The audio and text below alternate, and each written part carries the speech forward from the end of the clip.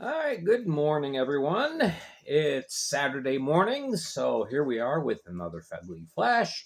Talking today a little bit about, I use the title Revolving Crease, and, that's probably going too far over on the pendulum, but just talking today a little bit about how there's not a lot of longevity as far as goaltenders go in the Fed.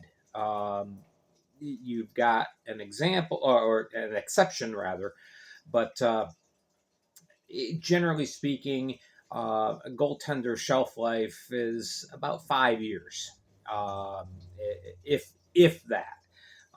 In the Fed, for the most part, you've got goaltenders who are here for um, 2 seasons, maybe three, and then they move on to other things, whether it be a position with a different league or changing their career and they focus on something else in life. Yeah, it happens. Now, obviously, when we're talking about minor league hockey at this level, there's not a whole lot of um, using the term loosely, career players anyway. For the most part, um, the Fed is supposed to be a stepping stone. One of the objectives of the league is to help develop players and help them to move up. We're seeing quite a transition this off season with a lot of players who played in the Fed last year are getting a lot of opportunities in both the SPHL and the East Coast Hockey League, or the ECHL. I guess it's not East Coast anymore, but yeah, everybody calls it the Coast. Um, but with the Fed, players are generally not here for 5, 6, 7 years. You have a few exceptions. You got your Dustin Hennings and your Joe Paces, but generally speaking, a few years and off to other things. And goaltending is really tough because it's a very ultra competitive position to begin with. Uh, there is no other position in pro sports like being a hockey goalie. There is a different mental fortitude that you need to have to be a goaltender. Um, I played amateur up to college, and I tell you, if you don't have the mental fortitude to uh, push through trials and to continually progress and to continually improve yourself, not just physically with your play, but mentally, you're not going to make it. I didn't. I'm mentally weak. But seriously, it's a very demanding position, both internally and externally. If you're a goaltender and you're playing, you got yourself you're the number one tender for your team. You're always looking over your shoulder to see who's coming up, um, and that's tough. And that in turn can mess with your mind. So it's very, very rare that you see much longevity with goaltenders. And we're conditioned to look at the NHL, and you have the great players were seemingly there forever. Your Marty Brodeurs and your Patrick Waz and your Dominic Hasek's and whatnot. They were all there 13, 14, 15 years. And then, most goaltenders in the NHL, they have a pretty meteoric rise. They're at the top of their game for 3 or 4 years, and then there's a decline, and oftentimes these players fade into oblivion. More so in the Fed. And we have had the honor and the privilege of seeing just a couple of fantastic seasons with goalies the last couple of years. Just outstanding seasons. Um, and unfortunately, that's a little bit more of an aberration rather than the rule. So anyway, on the one end of the spectrum, you've got Nick Neidert. Remember, I said that when I get to the end of the year and I announce my trophy candidates. Not that I have trophies, but the Vezina for the Fed is going to be the Nick Neidert Trophy, definitely. Here's a guy that stuck it out for 12 years. Played in the Fed for 12 years, 8 different teams. The equivalent with his total minutes of 135 games. Posted a record of 65, 59, and 9. 65 wins doesn't sound like a lot, but he won more than he lost, too. So 65 is the threshold for wins. And you see, if you break it down by minutes, it's 8094 his total minutes in the Fed. Okay, of course, he also played a lot of games in the SPHL. I believe he had a couple of appearances in the ECHL as well. So anyway, I decided we're going to look at the top 10 goalies that are active right now in terms of wins and minutes. Excuse me. And see where they stack up. And this next season has the potential of being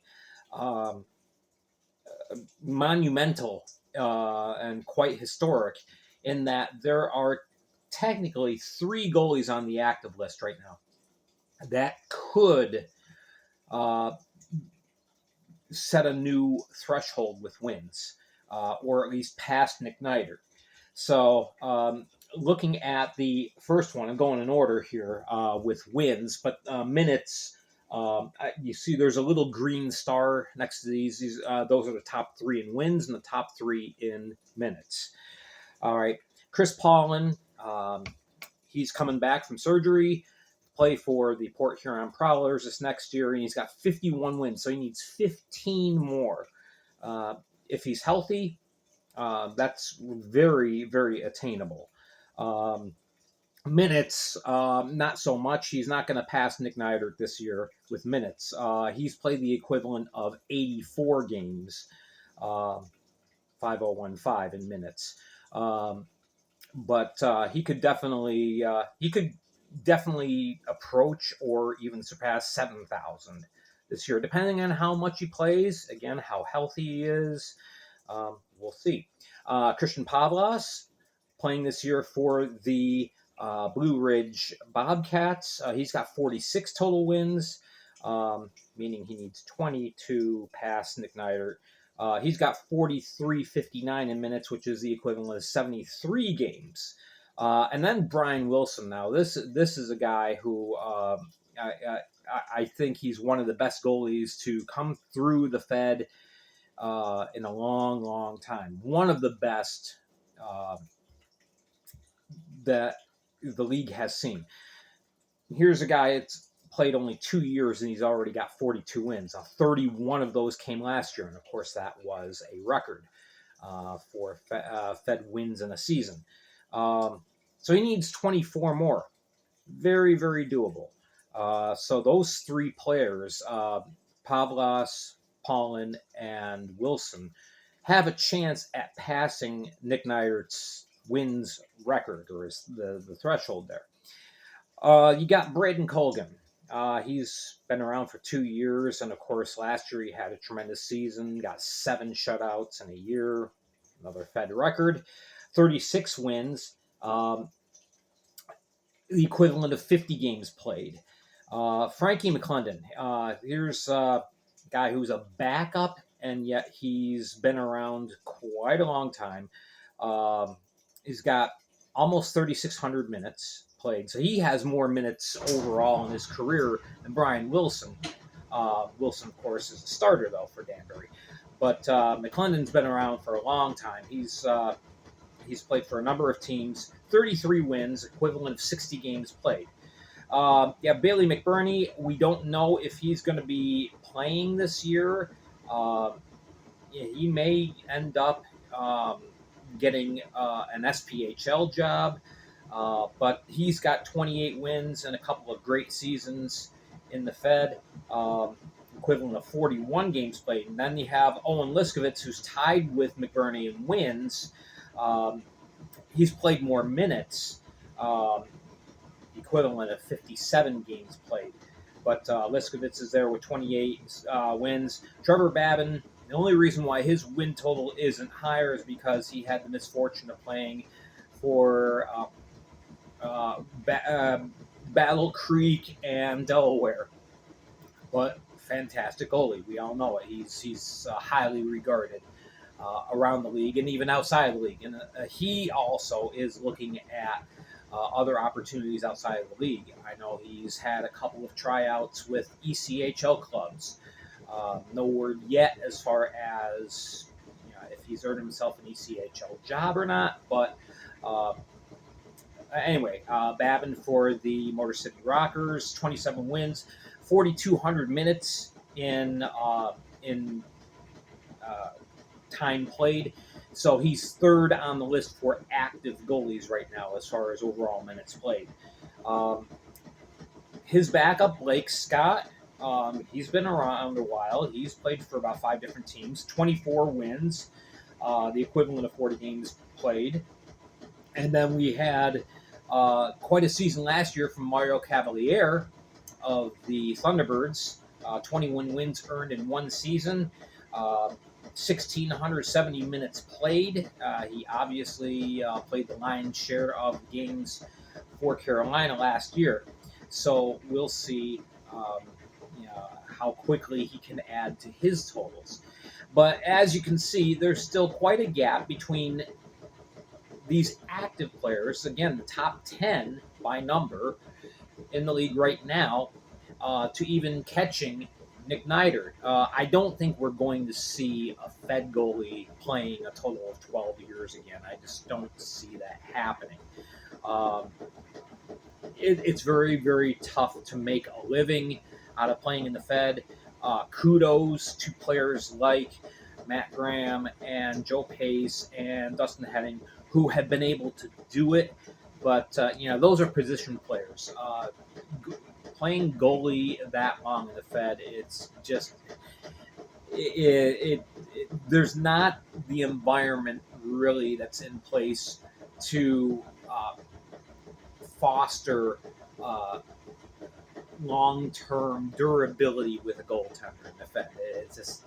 It just doesn't exist. So Nick Neidert is really exceptional. What he was able to accomplish, even though he didn't have the best stats, that's why he's kind of considered the standard for goalies in the Fed. It wasn't so much, he had the lowest GAA or the lowest save, the best save percentage, but he played very dependably and steadily for a long time in the Fed. And now he's got that mentality going for him as he coaches in the SPHL. So anyway, so there we are. There's a lot of things that kind of contribute to why we see goalies come and goalies go in the Fed. But believe me, it's a tough position to play. It's a blast. When I played, I loved it, and I love studying goalies and watching goalies now and seeing what they do. But it's a job unlike any other in pro sports. So anyway, there you go. There is kind of a list, and again, hopefully we see at least one of these top 3 end up establishing a win record this next year. I think that would be great for the Fed. We'll see if it happens. All right, make sure to comment down below. Let me know what goalies you really like watching, who you think is going to succeed, and comment. Hit like, subscribe, all that kind of good stuff. Remember to keep watching Facebook and Spotify page for Thursdays. I'm Gary Ryan for the Fed League Flash. Have yourself a wonderful weekend.